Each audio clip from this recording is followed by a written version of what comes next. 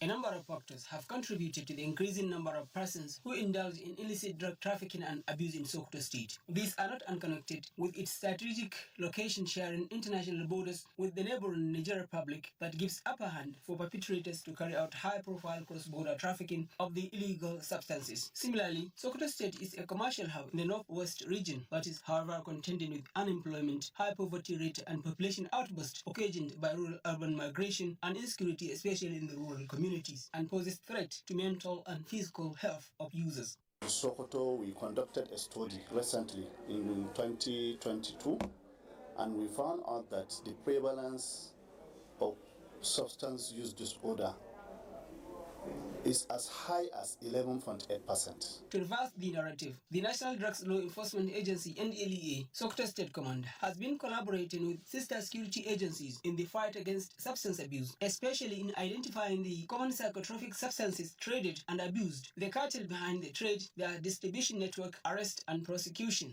Today we have women now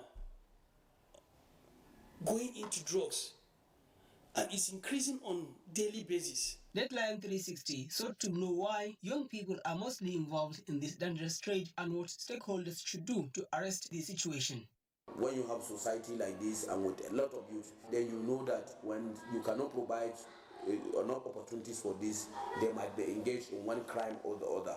In order to have drugs-free society, Sokoto State Hisba would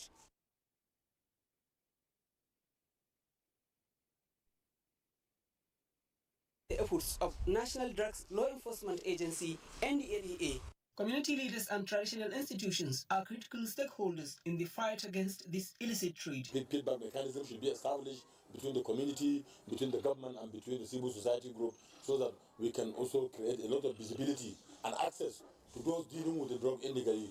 It is imperative for relevant stakeholders and forces behind the fight against this ill to forge a common ground to combat the menace that is eating deep into the fabric of the society. Society and the government must provide an avenue and opportunity for this youth to get engaged through youth programs, through empowerment skills.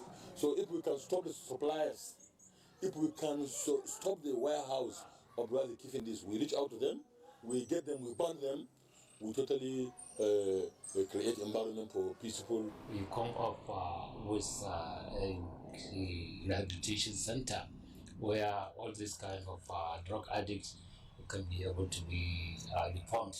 Understanding and tackling drugs abuse and psychotropic substances as well as trafficking requires multifaceted approach that includes consideration for socio-economic, cultural and political factors in the state. There is need for stakeholders to join hands in the fight against this menace, but is always an increase in Sokoto State. From Sokoto, I'm Ali Muhammad Kawai reporting for Deadline 360.